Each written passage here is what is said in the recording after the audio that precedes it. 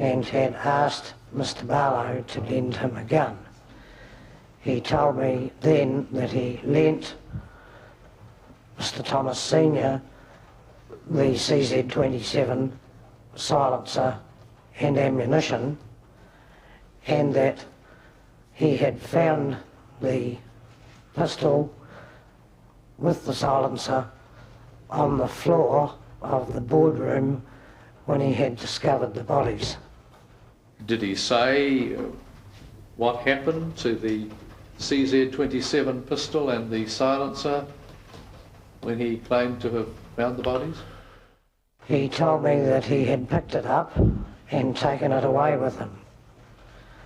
I asked him why he would have done that, and he stated that it was because the weapon may have still had his fingerprints on it.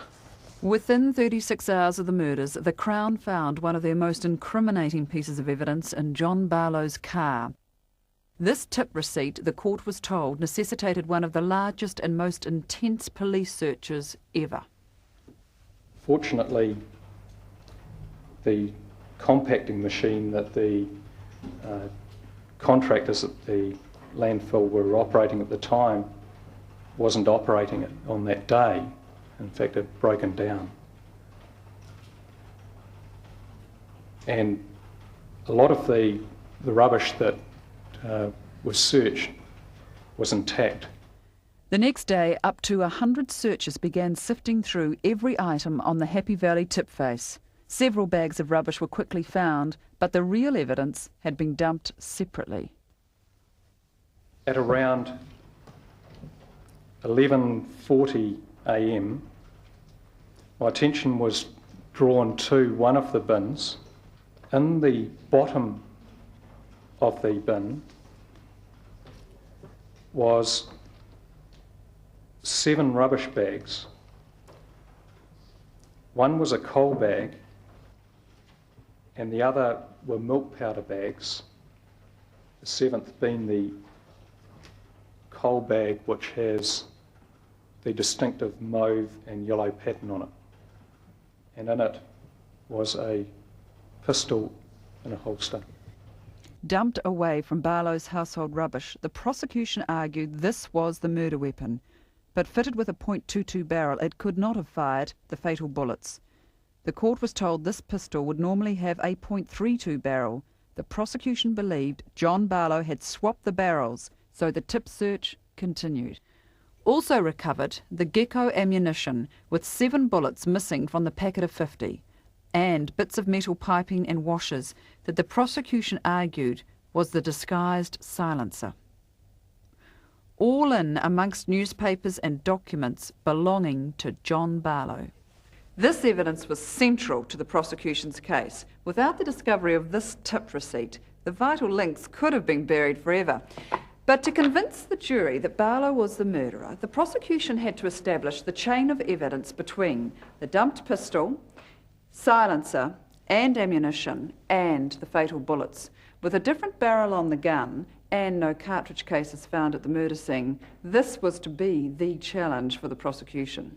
It's an optical emission spectroscopy. The challenge for the jury was to absorb the evidence from a procession of expert and technical Crown witnesses who would be in the witness box for up to a day and a half each. There was a forensic scientist who had tested the blood at the murder scene and also hundreds of exhibits of John Barlow's, from socks to guns. Can you express, or did you express in a summary form, any conclusions that the jury could draw with regard to Mr. Barlow and the scene? In my bloodstain examinations, I did not find any evidence in the items relating to Mr. Barlow which could link him into the homicide, into this homicide. The prosecution's fingerprint expert had found the prints of both John Barlow and his wife on the newspaper that had wrapped the dumped gun. And from exhibit 3062, he gave evidence that he'd also found one of Barlow's prints on a pad in the Thomases' boardroom. I subsequently identified the right ring finger of the accused, John Robert Barlow, talking about the right ring finger and the right middle finger. A police document examiner investigated indentations in the diary from which pages had been torn, and his evidence was that he could read 5:30 or 5:50 p.m. John Barlow. A police armourer showed the jury how easily a .32 barrel could be swapped with a .22. The prosecution argued that this is what Barlow had done to the dumped CZ-27. The barrel is then slid partially forward until it lines up with a cutaway in the slide. That then allows you to rotate the barrel and complete removal. Then there were the prosecution's ballistic experts. They hadn't managed so far to resolve the difficulty of there being no direct evidence to link the CZ-27 to the murders. No cartridges meant no conclusive tests. There were 52 different makes of firearms that could have fired the scene bullets. Into week 2, and the pressure was starting to show on the key players. Proceedings were regularly peppered with spats between counsel, often providing some light relief from the relentless evidence from the prosecution.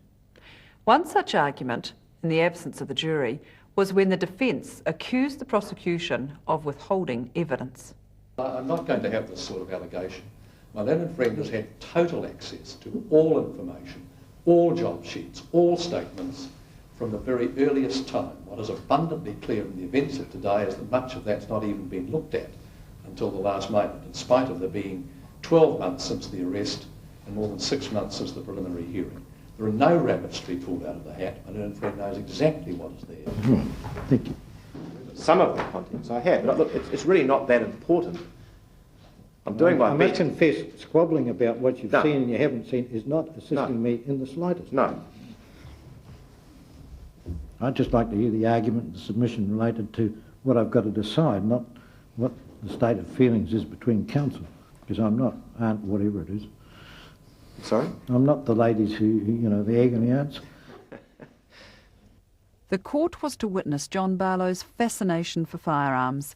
Photographs and exhibits of the 11 firearms found in the Barlow family home were presented. The weapons were found hidden, with some loaded, in such places as a wine rack, in the ceiling and in the grandfather clock. In all, Barlow had 18 guns. 6 were unlicensed pistols. It was this fixation for guns that prompted police to introduce unorthodox investigative tactics. Initially, after John Barlow's arrest, he was allowed out on bail. Police believed he still had guns. They were to enlist their secret witness, Barlow's close friend, as a police informer, and to also record conversations between the two using concealed body tapes. On Wednesday the 29th of June 1994 at 4:31 p.m, I was present when rang the accused in Wellington. This was the detective who liaised with the witness and set up Operation Chubb. The specific intention of the phone call was that I had asked to try and ascertain if Barlow was still in possession of any firearms.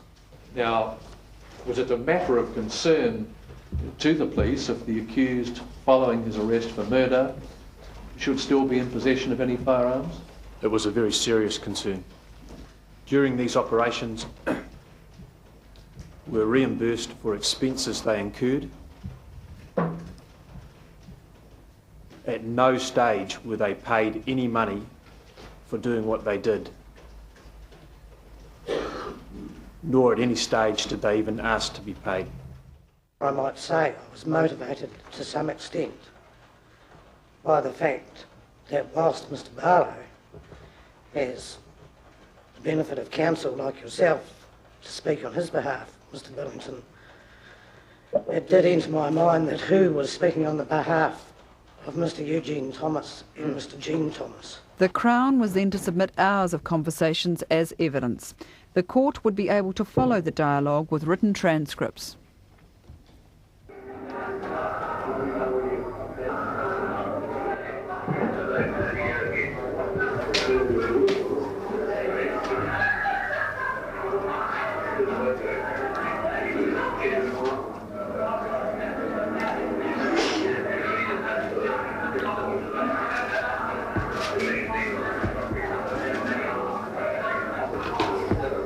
As a result of that conversation and a subsequent search, Barlow's bail was revoked and he was held in custody.